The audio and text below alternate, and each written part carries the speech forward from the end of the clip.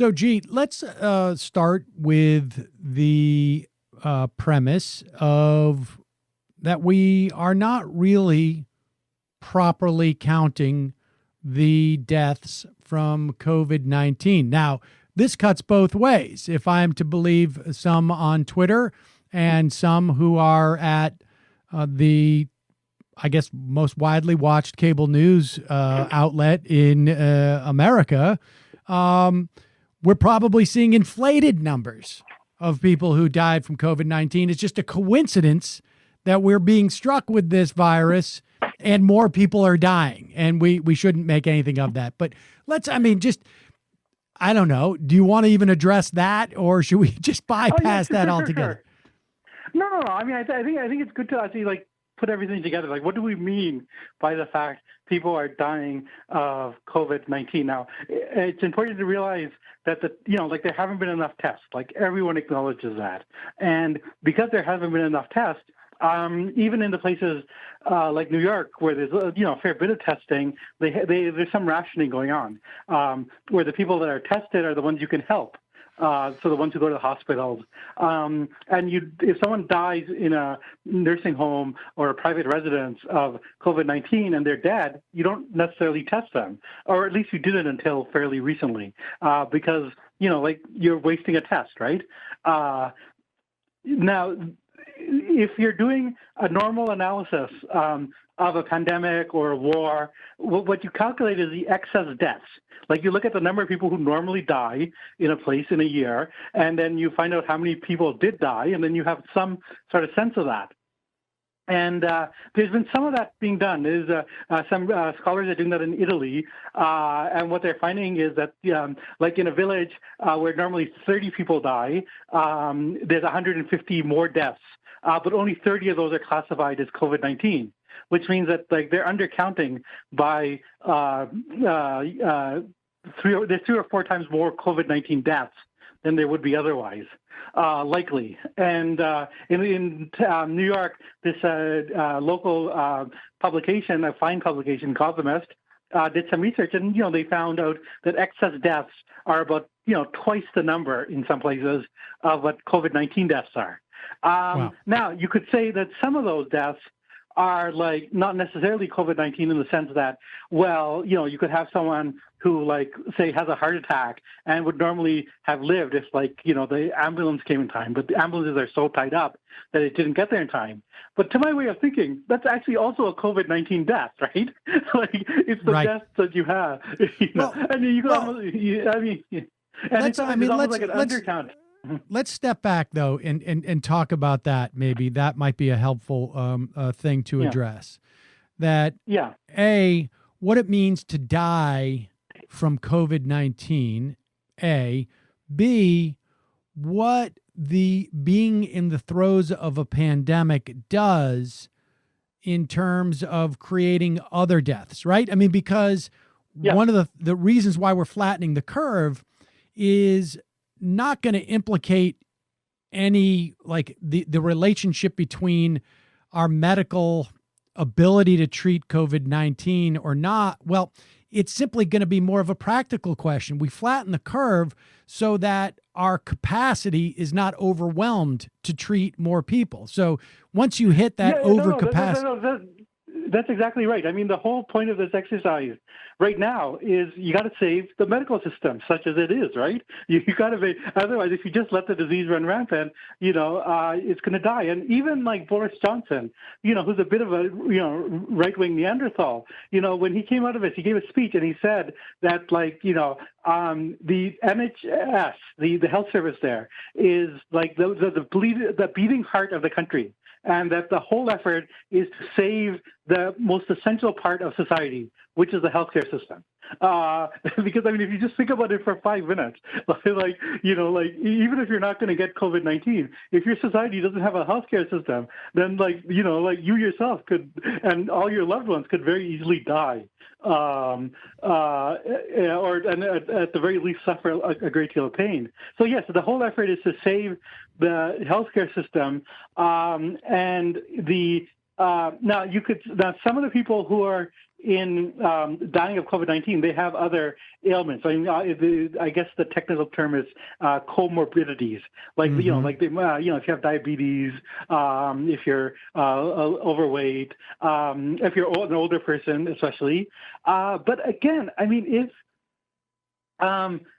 if you're like an older person and you would normally live like another 5 or 10 years and you're suddenly cut down by COVID-19, then you can't just say like, oh, it doesn't really matter. Like, there's still like an excess death, right? And that's why I in my article, I really emphasize this. The best statistical way to look at this is in the number of excess deaths. And those are, likely to be like twice or 3 times as much as the official deaths that we have. So that number that we have now, 25,000 dead, which is horrifying. Like that's like almost certainly an undercount. Right. Okay. So I mean, do healthcare policy people, do they have like nomenclature for this where they say you can die directly from the disease, you can die from the disease in combination with a comorbidity. You can die because the explosive nature of this disease as such a contagious wildfire. You can die as a function of what the disease has done to the medical system that prevents it from treating you. Like, I mean, do they have, do healthcare policy people, do they have like a nomenclature to distinguish these things? Yeah. I mean, I think like right now they're like very interested in how the disease is spreading and who has it, right? And so they're very interested in like who is tested for COVID-19 and of those, how many die. But I think that like, as I mentioned earlier, like after a pandemic or after a war, the people who do statistics come in, and the number that they're really interested in is the excess death number.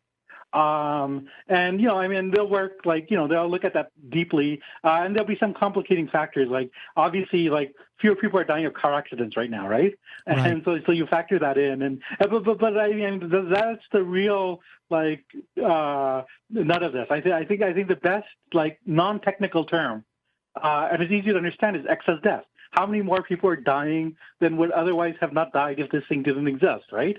And I think that does include the not only if people have the disease, but that would also include like anything that happens to the healthcare system. And the medical advisor to Donald Trump, Deborah Birx, was asked about this, and she like very shot down this whole idea that, well, somebody who has, you could die with COVID-19, but not because of COVID-19. Like, if you actually like know anything about like this virus, like it wrecks your system, right? So, like it could be the case that you have diabetes as well. But I mean, like if you're dying while you have COVID-19, it's not the case that you would have just died next week naturally. Right. I mean, this is different than having prostate cancer and being hit by a bus. This is no, this is totally connected. It's the same body, right? It's just the same body that has these other ailments also has COVID-19. So it's the like you're standing out at the edge of a ledge and somebody pushes you over. Now you could say, well, there's 2 factors. You're at the edge of the ledge and you're being pushed over, right? But like, what is more interesting to us? Right. I mean, it's ultimately it's what happens when you land, I guess, off that ledge. All right. So what are the policy implications? I mean, I think, or let's put it this way. I think the policy implications come from what you're saying earlier about how Fox News and other people are saying, well, not really so many people are dying, like, and the reason they're saying that is that, there's a very strong push, I think, from like big business to like reopen the economy, and it's in the right-wing media, and it helps them to push it by saying that the numbers are inflated. It's not that many. So I actually think it's politically very important for people to realize that actually those numbers are undercounting. How much of it do you think is, or is it just simply they have aligned interest? How much of it is business wants to open up and business wants to open up, and Fox doesn't want Donald Trump responsible for, and Donald Trump doesn't want Donald Trump responsible for whatever number of deaths that can be attributed to his slow response. Yeah, I think the two go kind of hand in hand. Like they kind of like support and help each other. But I mean, like there's some pretty good reporting down that like the sort of typical right-wing business groups, like the sort of Koch brothers stuff, like the Tea Party and Alex, like they're all pushing for an early opening. So I think that it's an alliance, as always, between the greedy and the evil. Right. And sometimes those aren't mutually exclusive. So it's comorbidities. Exactly. But here's the thing that's sort of that is also fascinating about this. What does it say? And I say this having started my radio career during the Iraq War, talking about the Iraq War, walking out the door, and no one being even conscious of the fact that we were at war, that we were responsible for the deaths of literally hundreds of thousands of people.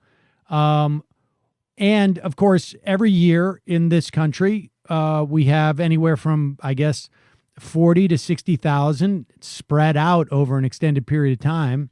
It doesn't happen at this rate. People who die of the flu. And, I don't know that I've ever had a conversation with somebody who just came up to me and was like, everything that's happening with the flu right now is really horrible. Is the theory that if coming from the Fox people, coming from the business community, if we just get people to not talk about the deaths, then for the most part, they're not really happening insofar as the way the people are experiencing them? Yeah, I think that's a theory. I mean, I don't think it'll work. If you look at like the polling, there's still pretty strong support for like social distancing, and it's not really persuading anyone like outside of this particular cult of people. Like there's 70-80% support, and I think like the Iraq War, like it's like a volunteer army, and it's like these brown people on the other side of the world, right? So you could easily go about your life not caring about that, but how many people are like Trump is going to say we're open for business, right? How many people are really going to like rush to their local restaurant, rush to the movie theater, buy a jacuzzi and invite all their neighbors over? Is that really going to happen? I mean, I don't see that. I think people have a vested interest in their own survival as a conscious being, right? Well, that's what I can't fully understand as to like what is the end game here, because yes, Donald Trump could come out to. I agree with you. Like, go ahead. I'm sorry. Go ahead. No. I mean, let's be clear about this. The people who are saying that themselves, don't believe that the virus is no big deal. Like Rupert Murdoch is being protected better than a mafioso that gave testimony to the FBI, right? Like he's like in deep seclusion, as are all the Fox executives and the Fox network hosts, right? They all know this is something that could kill them, and all the CEOs. But they're thinking, well, I can stay safe and I can get my employees to go into work, and I will, continue to extract wage labor for the money from their labor. And so, like, the thinking here is a very basic and selfish one, which is like I get to live, and other people can risk their lives to continue enriching me. But yes, no, I get why but I mean, I get my point is like, do they think? I mean, there's certain facts here, Donald Trump, and I understand why Donald Trump, I think I understand why he did this. He thought that he could get away with it, that like there's always a chance that this thing will turn out to be a nothing burger, and I'll just play the perception game. But but I think he's also sort of a lunatic, and that a rational person would say, I can maybe convince people that not that many people are dying, but the reality is that there's not going to be a significant region of the country that will not experience this enough that I could actually sell this idea. Because if we're talking about, I mean, look, if you and I can figure out that there are X number of extra deaths, right? That we're really probably looking at 50,000 deaths. And if we're looking at 50,000 deaths over the course of a month, and these are deaths that don't include, because in New York, the curve was flattened just enough that this does not include a subset of people who died because the medical facilities got overwhelmed and could not be treated. This is just par for the course death, right? That people who contracted this, not that there was a breakdown in the medical system, but this is how many people die. Even when you're doing when you're doing social distancing, surely these people who are calling for us to believe that there's less deaths must realize that if we come out of the social distancing, we're going to be talking about more than 50,000 deaths a month. That at one point, when you start talking like that, that's 600,000 people annually. That's 10 times more than the flu. And that's just presuming that everything goes well, right? And so that's right, yeah. Like how are they kidding themselves? Or are they just do we just are dealing with that much insanity? Well, I think part of the idea is also the strategy of shifting the blame to the governors and to other people, right? So Trump will be able to say, because the pandemic will continue and the economic slowdown and economic really depression will continue for months into the future. He'll be able to say I tried to stop this. I was able to, calling for a return to business as normal. These Democratic governors, they wouldn't listen to me. It's their fault, and they were their responsibility anyways to look after their own people. They mutinied, right? I was kept alive, and they mutinied, which is not what you and I might not think that's a great metaphor, but I mean, that's the political argument, right? I was the captain of the ship. These other guys, they rebelled, and that's why we're in this mess.